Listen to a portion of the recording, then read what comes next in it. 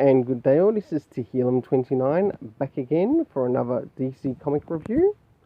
And in this DC comic review I'm reviewing the first issue of Aquamen. No doubt I will be covering the second issue on the channel too. And that will probably be the decider if I decide to pick up issue 3, 4, 5 and onwards. And last but not least, Action Comics by Philip Kennedy Johnson. So, time to get to the first one that I'll be reviewing.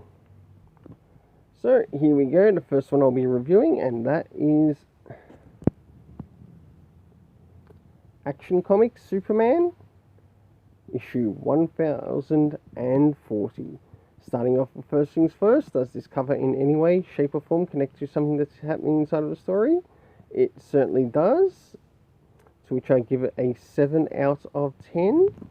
I'll now show some of the internal art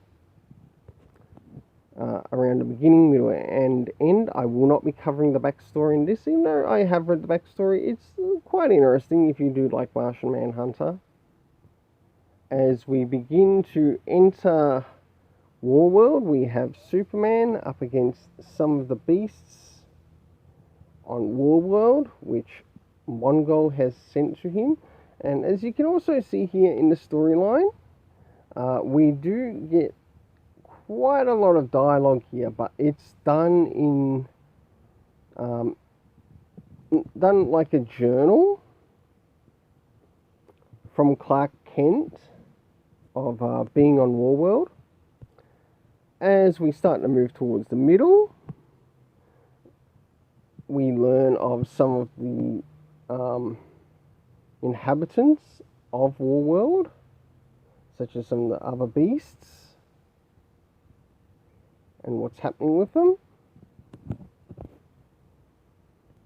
And last but not least, a little bit of art covering some of the characters that inhabit Warworld.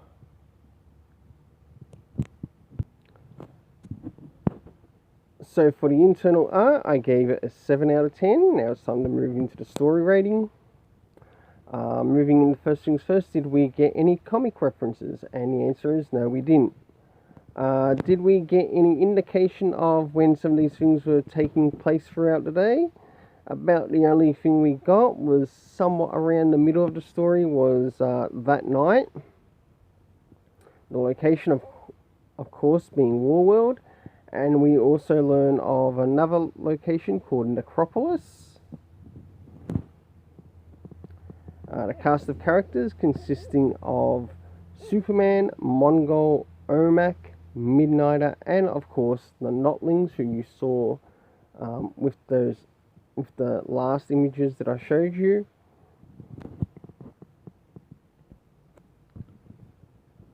The overall story rating for this, I gave a 7 out of 10. Now it's time to move on to Aquaman, or the Aquamen. Now it's time to jump into Aquamen. As you can see here, it's written here by Brown and of course Thomas, with a couple of others there who work on the art plus lettering.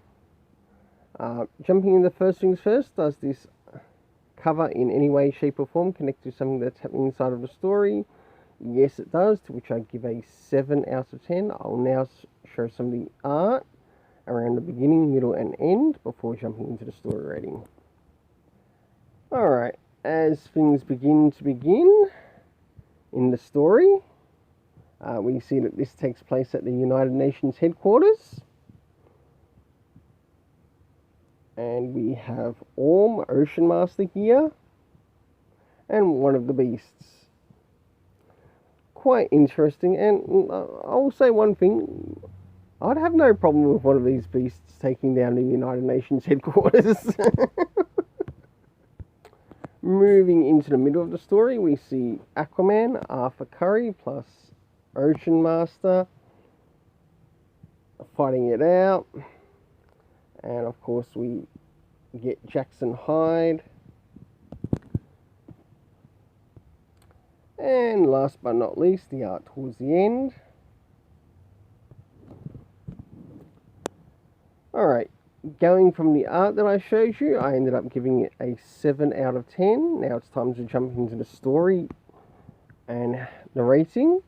I must admit, this story was quite interesting. It had a lot of things that I didn't quite expect, but you'll soon see why I gave it the rating I gave it. So, moving into first things first, we had references, and we did actually get some comic references.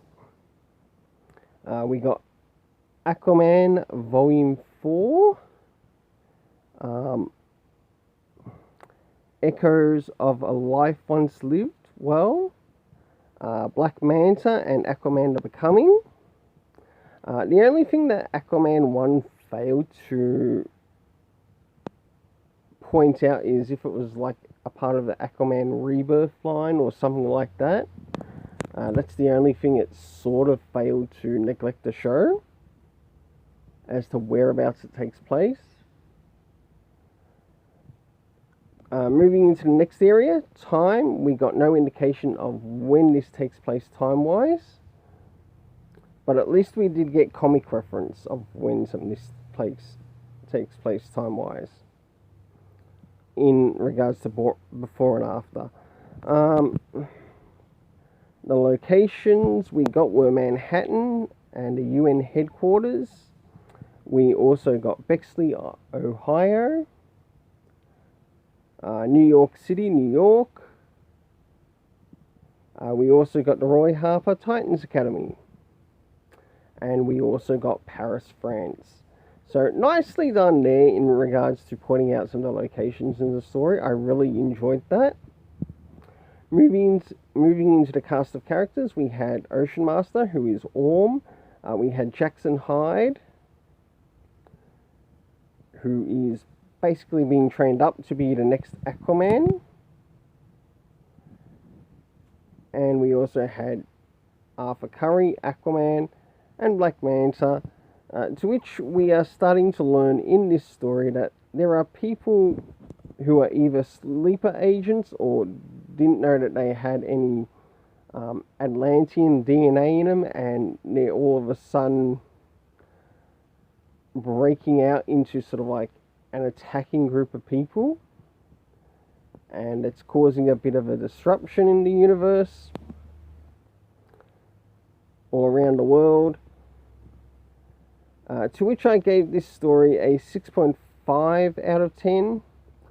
And the areas where it sort of lost it were where I brought up before in regards to the Aquaman volume reference.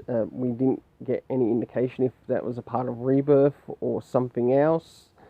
And the indication of time are the only areas where it actually lost some points. The rest of the stuff was pretty good. Until then, let's keep it colourful and have yourself an awesome day.